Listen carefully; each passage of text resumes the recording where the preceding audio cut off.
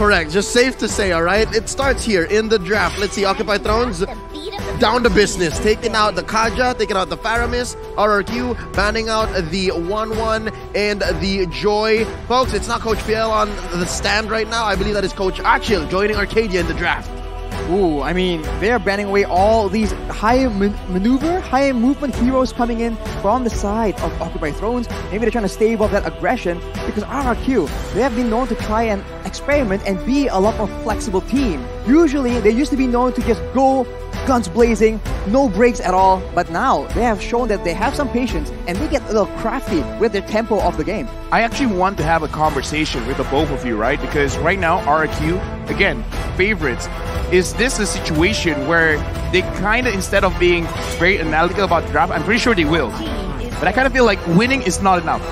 They got to win with like flair. With flair, with dominance, right? Show. So is it a good idea to draft in a way where you have like 3 early game heroes and then just 1 late game hero just in case something goes wrong? Because this is one of the situations where since they're the favorites, a lot of people are looking at them to win. But is winning enough? Looking at the lineup, especially since they let Lemon play here, I think I'm agreeing. Like they would put the core hard in mid and then let Lemon do that and give Skylar something like a fighter. Wow, it's happened before. I mean, here's the thing. It's happened before. Even if he wants a marksman, like give something like a Brody, like a Popol, right? Like you can get your advantages very, very fast. With the Popol and Koopa, definitely, and with RRQ's playstyle, that is definitely something that can work. They've banned out the Fredrin as well, so trying to deny a lot of the crowd control. Glue is open. Glue. Oh yeah, Glue. Okay, if they let go of Glue, like, that's pretty confident. Yes. But if they can win, then that really shows something here. And oh! Are we surprised Glue first pick? Like, the undieable man. Not at all. Undieable jelly. But here's the thing. Achil and Arcadia, something's coming. It's part of the plan. Seems like it's all There's got to be a reason why. Faramis is banned. So Faramis cannot be used as a counter against Glue. I mean, sometimes you just don't need a counter. You just need to play around it. We'll have to see because R7 is the XP laner for RRQ and he's known to have a lot of rotations, a lot of creative ways to approach fights. But now with the Glue being such an oppressive presence in his lane, can he replicate the same kind of performance? Again, with a hero like Glue in your matchup, I call him the relentless one, El Capitan. I don't know how much relentlessness you can get in. Like I want to see Carry. I want to see Carry right now. Carry. And Carry has been picked up. Carry Dita. Carry Dita. Because again, Carry can kill any tanks. You could be meta, but you're nothing in front of my eyes. I'm the carry. I will carry the entire team to victory, and Carita controls the map. And right now, we're going over Occupy Thrones. They picked up the Leslie. Yo, very interesting approach. Coach Quinn goes over the Beatrix like, no more. No more. There's something is up with the Beatrix, but God, no more. They just haven't been able to make it work. But right now, if you think about it, right, being on that Leslie is going to be a lot more important for the positioning to have a lot of sense because Leslie is a marksman, but she doesn't strictly do DPS. If you can find an opportunity to try and pick off one of the squishier members, that is one of the main strong points a Leslie can bring to the team. She's bursty. She's very bursty, and right now the Akai has been picked up. So far, I would say the Akai has been pretty good for any of the teams. And I'm not so sure, but looking at the lineup, right now RRQ, they picked up the Benedetta, and I'm talking about it because perhaps Occupy Thrones, they're kind of going back to what they did in their first game, have 2 main damage dealers. So in this kind of situation, it would be good if Skylar can be like, I can kind of take care of myself. All of you guys, dive to the back line. Now there is a Benedetta for RRQ. They could just add more and give enough pressure towards the Leslie. Try the attack. I dare you. I mean, right now they want to dive towards the back line against an Akai though, so that's going to be a bit of a tough assignment. It's like an oxymoron. Like, I should do this, but not that.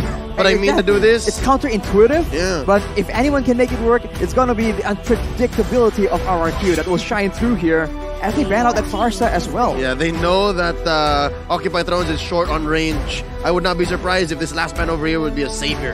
Yeah, right now we're looking at both mid laners for both teams, and I kind of feel like this is appropriate because, again, Fear did great. And Lemon, we all know he is greatness, especially in MPL Indonesia. So the GOAT. He's the real GOAT, man. I mean, like, again, belated happy birthday and all, but we are not entirely sure this Karita, is it going to be a roam Karita? Because we usually see the Karita in the roam. Exactly, I was about to bring Lemon that could up. have used it. Yeah, there are two flavors of Kadita right now. Mid and roam. And both are just as lethal.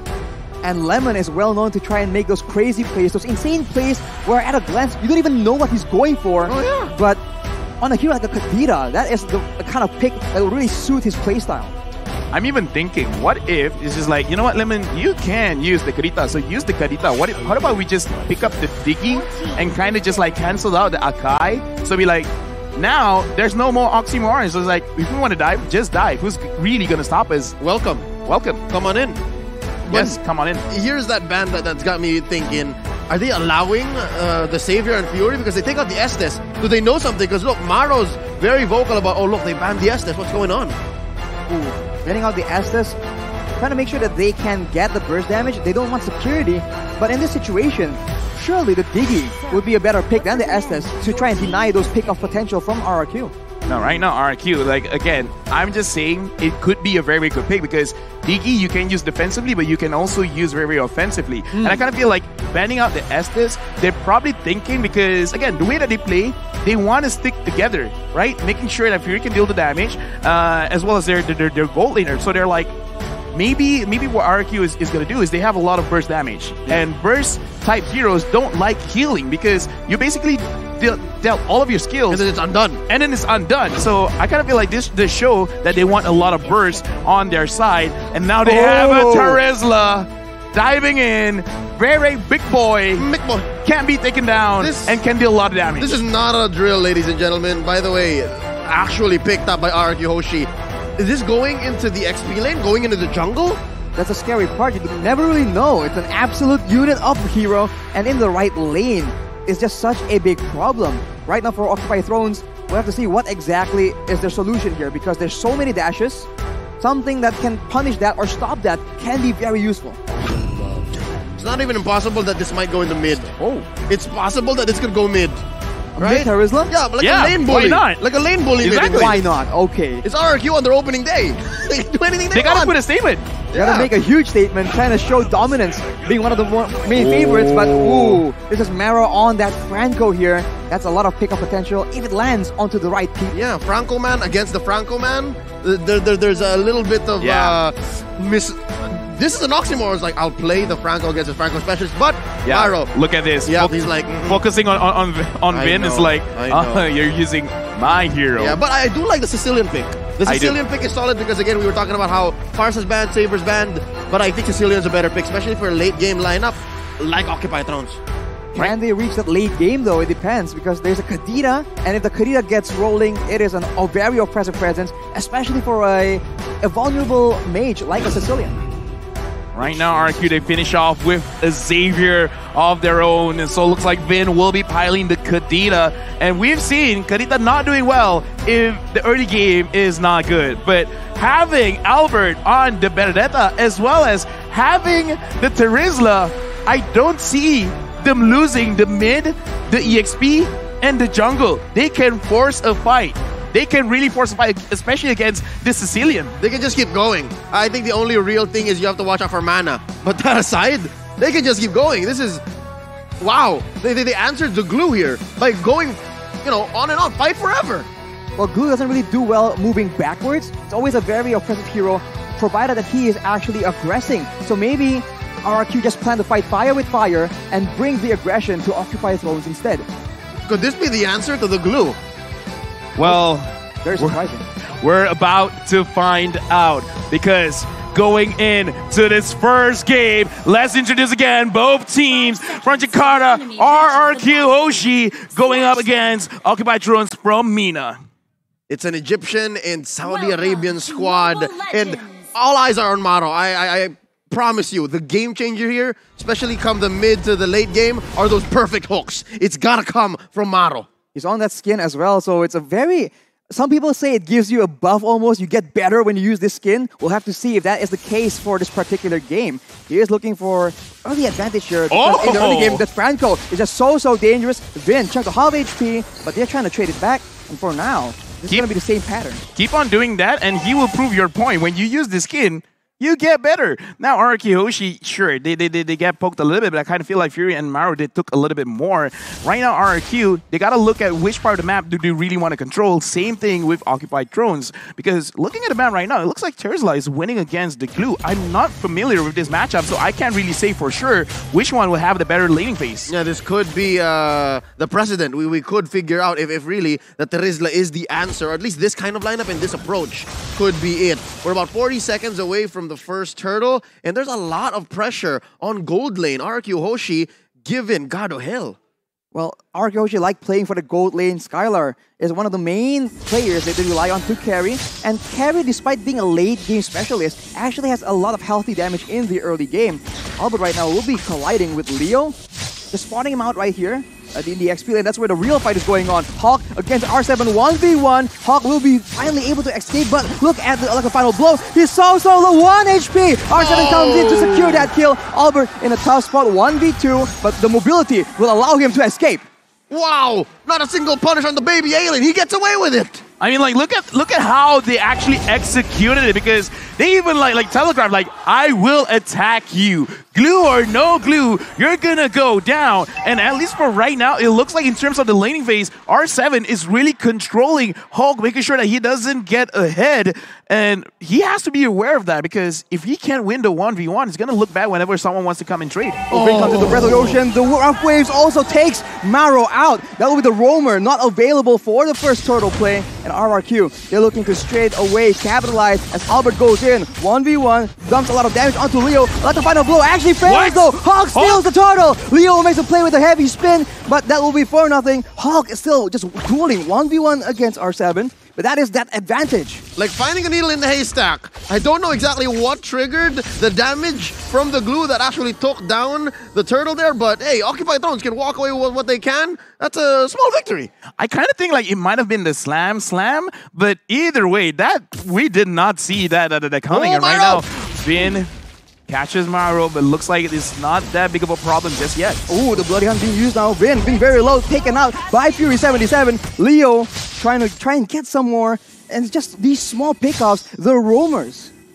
It looks like Occupied Thrones, they're not afraid to actually get fights here and there. And RRQ Hoshi, they're reading, and Gado almost got 1v1 by Skylar. Skylar feeling very, very confident up here. And Albert, he's putting so much pressure all across the map. It's like every single time the camera pans, Albert's there.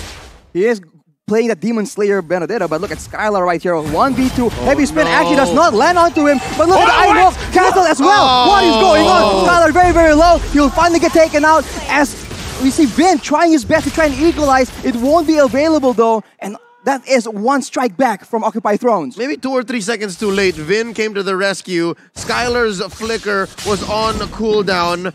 And the main difference between Albert and Leo is the fact that Albert is more proactive. And folks, what you're hearing right now is a cheer within the stadium. It's a drum. I thought something fell. It's like boom, and it's like boom, boom, boom, boom, boom. It's like, okay. Are they dropping it over and over again? I love it. But that was a very interesting interaction between the Franco Iron Hook as well as the Hurricane Dance. Like, he pulled it back in and then pushing it away again. I kind of feel like it's something that they have to put into consideration whenever they continue an attack. Yeah, but the potential for it is huge, right? Like, that's massive displacement. Massive displacement, that's for sure. And now with RRQ just circling around this turtle, they're looking for a way to maybe capitalize on a fight at the same time. Vin already still very exposed though, and as an opposite, that is going to be the secure being taken by Leo. But look at that, they are actually going for R7 as well. They're looking for more advantages as Vin is sort of stuck in the turtle pit. He'll finally get taken out by Hawk. Actually, finally, that will be it. That is a disaster for RRQ. They lose 2 members and the turtle as well. Hulk smash! Dude, like right now, Occupied Thrones is actually getting a lot of work done because 100% turtle secure. Being used by Maro. Skylar forced to flicker out. Finally, he is actually able to survive. That is a dangerous situation. The ultimate snipe was a cooldown. What's going on here, Leo? Oh man, they're almost 2K ahead and they're taking control of the lower part of the map. I don't know if R7 is enough to stop this. Oh, he goes all in. He finally takes out Fury 77, and Hulk tries his best to try and turn it back. He is just way too low though. The torrential damage is insane. But on the other side, the rough waves from Vin will be able to take out Maro as well. Oh, this is a scrappy matchup. We were just saying how Occupy Thrones was in control, and just as quickly RRQ, Hoshi goes, nuh-uh, no, wait. Hey, now this is a game, right? Fights on fights on fights. Yeah. This is Arashi's home, guys. Like, I like violence. Don't you like violence, Arashi? Early game tempo, man. This is the exciting gameplay we've all been waiting for. Answer the question. Do you like violence? I love it, man. Looking at the items, is there enough here for Occupy Thrones or even Hoshi to have violence on demand? Right now, I'm looking at Terizla. I'm looking at Terizla. He's being very, very aggressive because he has the Fury Hammer as well as the Flawless Axe. So it's like, yeah, screw defense. We'll build that later. I want damage right now. I want to make sure that I can get advantage on his glue. I will heal by hurting others.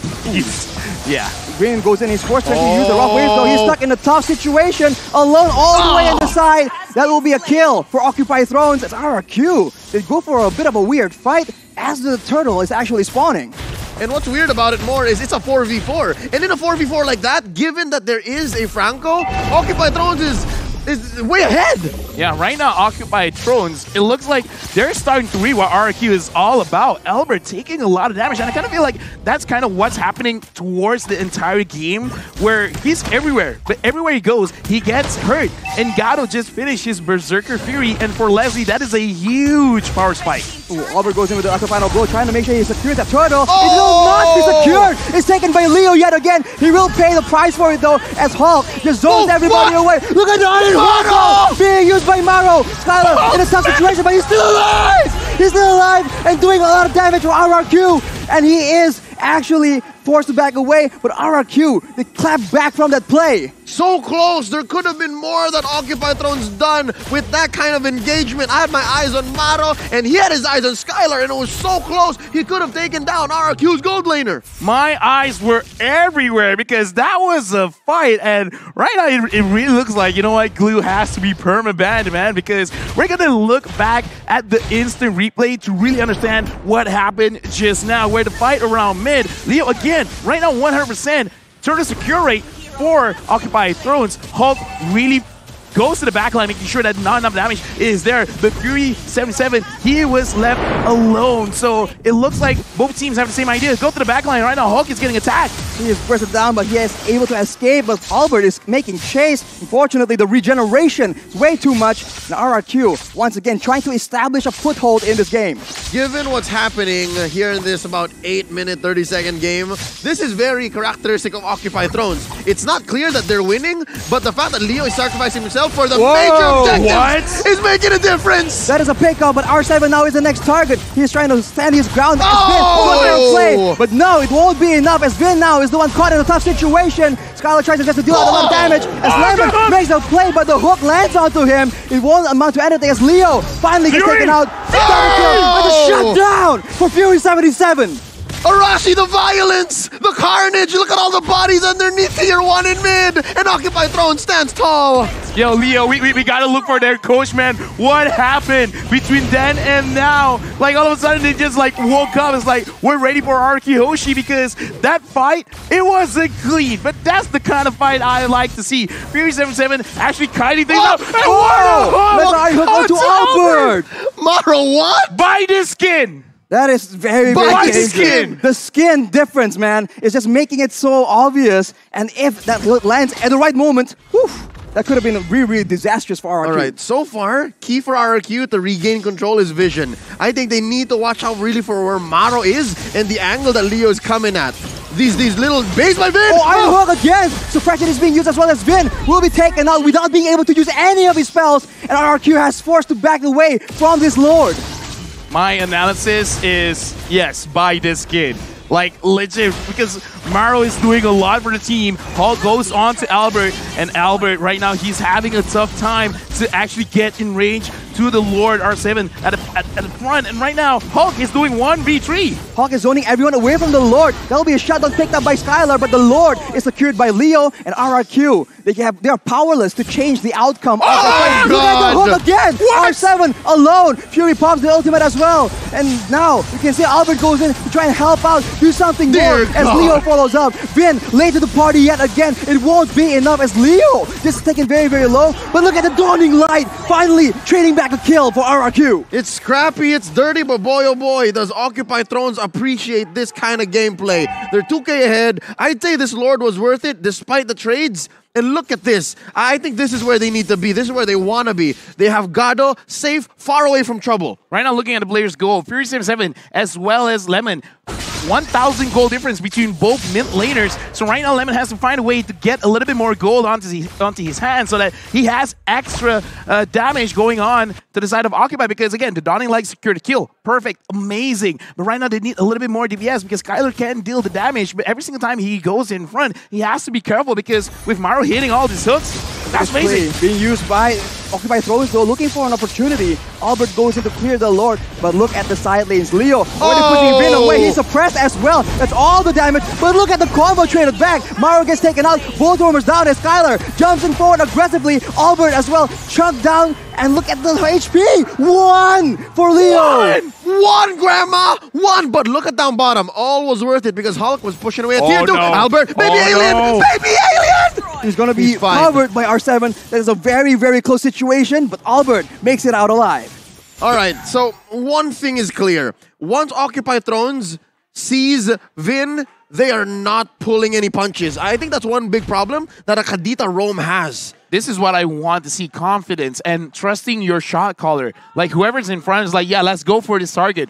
Right or wrong, as long as you act on it, you will get results. Make it right. Make it right. I like what they're doing right now. They're not being scared. They're not trying to run away. They're trying to fight back. And now with a 2.4k gold lead, and it looks like Gato as well as Fury77, they're doing a lot of damage. Skylar, because he flickered to the front trying to get the kills, it shows desperation. He still has to be careful, but this does show that RQ, they're feeling the heat from Occupy Thrones. Occupy are the ones going for the purple buff right now. Leo with the heavy spin as well. R7 is forced to flicker out. Skylar chunk very low as Hawk goes in, but look at the Hawk again! That is a huge play from Maro. Hawk escaped his life in the midst of that situation. No one is taken out just yet.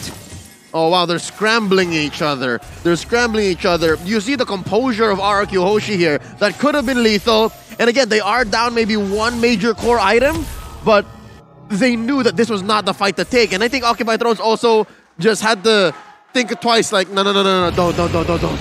I just like that right now, Occupy Thrones, they're really running very, very fast because in that previous fight, they were able to dodge the Dawning Light. And now, Occupy Thrones, they're starting the Lord. RQ, how will you respond? Vin gets spotted by the snipe. Maro makes for play, but it doesn't land. That's a flicker down for the Franco as RRQ. Look at that opportunity. They see an opportunity to just capitalize as Hawk goes in alone. He gets bursted down though. That is not good at all. No front line for the side of Occupy Thrones as RRQ push them away. Maro and Leo tries to get a pickup, tries to get something. The steal, can it happen yet again? It won't be available. Being used but look at that! That is a mega kill picked up by Fury77, but Skylar will be picking up a kill as well. The fight is not over, and OT, they're trying their best, but the one securing the Lord is going to be Skylar. It's still a 2-4-3, but that was a bloody endeavor from both teams. They served them all up to the GOAT. Lemon just had them all set up, lined up, and swing. Oh my lord. RRQ Hoshi now back in control, scoring that Lord. That's a Luminous Lord. Yeah, right now, Skylar is putting on his big boy pants because look at the items. Right now, it's very scary. Demon Heart Sword, Scorching Scythe, Golden Staff, as well as the Endless Battle. He has a lot of heal. He has a lot of true damage. So Hulk, he has to be careful of that because he went in alone. That's not the best thing that you can do. Someone is not listening to the shot call because that was not coordinated well. Yep. So also, something to point out, he's not picking up the usual Windtalker because again, Leslie is not one! Skylar gets hooked out, but it won't be his death. R7 comes in to zone everyone away, and RRQ stabilized. They have a lot of damage done on the top turret. Maro is lethal right now. That is dangerous. Watch out. Still could be a game changer despite RRQ being ahead. But I was saying, Wind of Nature, Skylar's not building one because Leslie is not a marksman you build the Wind of Nature against. Yeah, true damage, man, not physical damage. And right now, RRQ, with just one Lord, they've already turned things around, 500 gold lead ahead. It is not big, but considering they've been on a deficit for like 2,000, 3,000, 4,000, this is huge. This is great. But again, looking at how Maro is playing this Franco, he could really change things around if he could get Albert, Lemon. I don't think he's going to get Skylar, but if he does, then, dude, Occupy Thrones, they're going for it. Lemon right there with a Dawning Light is able to chunk Gado down to half HP. That is one spell on a very low cooldown. If they can do that again and again, they can almost get a guaranteed 4v5 in these big objective takes. Yeah, no, more likely they are. I mean, the time that Skylar and Albert bought for Lemon is going to pay dividends. Oh! Flicker onto Vin as well. That will be the unstoppable picked up by Fury77. The roamer battle here between Vin and Maro. Can I just say, LaFell, that was overkill? I kind of feel like they have some kind of vendetta with Vin, and just Vin. Yeah. That was highly unnecessary, where it's like, it was worth it. 3 ults? They want to send a message. Yeah. It's like, specifically you. Oh no, they're gonna lose this inhibitor. Oh. That is the pressure being exerted by RRQ, as now Occupy Thrones going for the purple buff will be able to secure it away. That's unfortunate for Albert. Oh, well, I mean, I was gonna ask if that was worth it, but yeah, no ults were harmed in the stealing of that purple buff. So yeah, that was worth it. I mean, like, in this a hook. I mean, like, okay, let's put into consideration, so like, yeah, you use a lot of ults, but if you're not gonna fight in the next 30 seconds, why not? 40 seconds, it's fine. Because again, you want to create some kind of psychological pressure, and R7 goes in! R7's very, very low right now, but look at the Dawning Light. Gado is half HP. The snipe does not land on the right person. Skylar being chunked out, but not nearly as badly as Gado was. You know what? The draft between RRQ and Occupy Thrones now in hindsight is so multi-layered, it's so deep, because there's so much these two teams can do on the near range, melee, long range, mid range. Oh lord, this Lord fight! Vin gets hooked again! Maro making the plays happen for his team! That is the roamer from RRQ, unavailable to make any plays. It's still a 5v4, but RRQ are not backing away. Hawk is trying to zone everyone away, but it's not enough. Leo with the heavy spin, trying to make sure that he can get this Lord, but they're both getting low right now. That is a kill picked up by Gado, but he will be taken out as well. Skylar gets a shutdown, gets unstoppable as well, and that is the Lord secured by Leo though. Skylar is doing work, man. I mean, Leo, good job to you, man, securing the Lord, but still, is that gonna be enough? Because in the later stages of the game, it almost doesn't matter if your entire team gets wiped out. It's just 2. But the thing is, the 2 that got hit was the damage dealers. And right now, we're gonna look back at the replay because a lot of things happened. So let's break it down in this instant replay where the fight around the Lord. Look at Leo. He's taking a lot of damage from Skylar, and Skylar is really waiting for everyone to come to the front because he's like, I don't have to force this. Flickers in, goes on Fury, and this is the game changer. Skylar is baiting. Once he sees the bait has been took, he goes in front, he doesn't care, he flickers, and he gets the kills. So it's an alley-oop, again, like what happened with Lemon earlier on during RRQ's comeback. It's the same story with Skylar. But dare I say, in that moment, in that instant replay, my eyes were on the 6'5" Egyptian, the jungler from Occupy Thrones, Leo. He was on point. I could have sworn he used the Retribution earlier in the fight, but he had it, and he knew that they needed this. Was that, what kind of Lord was that? Oh, that was just a... Was it a Evolve Lord? Yeah, Luminous Lord. And look at Ghost Gaming, even he's like very hyped for this game. Of course! Yeah, Ghost is like, let's go, let's go, let's go! He's a one-man cheering squad. He's up against the whole kingdom of RRQ, but Maro I don't like here, his odds. all the hopes of Occupy Thrones are on Maro right now. He is the man that they rely on, and along with that, Leo with the Retribution, man. It's been so solid so far. So we're about a minute and a half until that next Lord. You think we're gonna get there? You think we're gonna have to wait for this, or is somebody gonna pull the trigger? I kind of feel like we have to, and this is a situation where Occupy Thrones, if they can set it up, then it's gonna be great because Maro's hooks has been so good. So if he can if he can hook someone around the Lord, they're cooked. They could create a very good situation because, in my personal opinion, don't focus on the Lord. Focus on the kills, man. All right, so they turn on heroes. It's so dangerous right now because both teams can scout right here. Lemon with the Dawning Light and Gado with the snipes right here. That is exposing everyone and allowing Vin and Maro to attempt that play. But fortunately for Occupy Thrones, the Franco engage is just so much more dynamic. It's so good. Look at Albert. I think this is the one game changer. Leo has to always be with his team to make that play. And again, that's what I'm saying about Albert since about minute 3 or 4. The Benedetta is the proactive one. Yeah. The Akai has to answer back. The Akai, you can see his plan from a mile away. Yeah, right now, going back to the keys to victory RRQ, they need to use their experience, and they're using it well because they understand that with the draft coming in from Occupied Thrones, they have to sacrifice one lane. And what lane it is, Albert will go and attack it. And Skylar, he's been in so many fights in his life that he understands that because of the short range of the carry, you can't be too aggressive. But the moment he sees certain skills have been used, then I'm gonna go. If you catch me, catch me. But I will die, and I will bring most of you with me. Yeah. And look, now they've started it. RRQ Hoshi made the call. Ooh, Iron Hook does not land right here, so RRQ, they have a lot of options to play around with.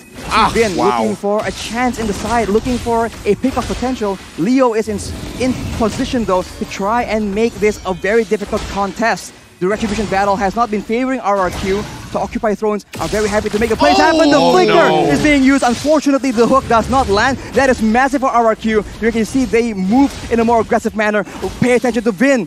Look at him. He's trying to make sure he gets the right play at the right time. They see him, though. Conceal is being used, but he's suppressed. He cannot make the play happen. That is him taken out of the equation. And now Occupy Thrones have the chance. Leo goes in, but the Immortal has been popped because Skylar is doing way too much damage. Lemon takes him out, but the Lord is taken by Albert. Fortunately for RRQ, one man down from both these teams, but that is very, very valuable for RRQ right now. LaFell, you said it right. At the end of the day, whoever turned on heroes first and whoever makes that call will win the fights. And RRQ Hoshi, they did just that. They baited out the ults first, and then eventually, yeah, you can separate Skylar from us, but the call is still there. I actually like trading Vin there because he gave vision. He gave enough damage to Gato because if you look at his playstyle, if his HP is below 50%, he will not commit. And because Gato was not in like 2/3 of the fight just now around the turtle pit, around the Lord pit, RRQ Hoshi really took that advantage. Like, yeah, kill Leo, get the Lord, get Prophet, and right now, can they actually survive with RRQ here pushing with this evolved Lord? RRQ trying to make sure that the waves are on point right here. The Lord is on the top side, so RRQ can do a bit of a split push in the situation. They need to be careful, though. At any moment, Mara can make the play happen. His flicker is not available, unfortunately. But look at R7 making the plays happen, initiating for his team. Skylar is dishing out damage upon damage as the Lord is distracting everyone else. In the back line, that is going to be suppression being used on R7, but it won't be enough. Both teams just going all in all. With the trunk is coming out again and again. The rough play will save Vin, but Skylar is still devastating, doing all the damage possible. Hawk is alone. He won't be able to save this game for his team. RRQ, they reign supreme. Big congratulations to RRQ Hoshi. But what a match. What a game. The debut of the King of Kings here going up against Occupied Thrones. It went all the way, and what an amazing showing by both teams. For a good 10 to 15 minutes, Bali United Stadium was very quiet. But I'm glad now with the victory of RRQ Hoshi, it seems like all is well. But let's not take away from Occupied Thrones. They got the Sang Raja into a corner and kept them there for quite a while. What an effort. The prodigy, the youngest player on the team, Mauro on that Franco, he is just crazy. At any moment, he just makes the play happen so decisively as well. There's no hesitation at all in his movements. Oh yeah, no. Gus Gaiman, there's more. Occupied Thrones can show more. You watch out, you wait for my team. We're not going home today. The knockout stage is where we're gonna show up, and I do believe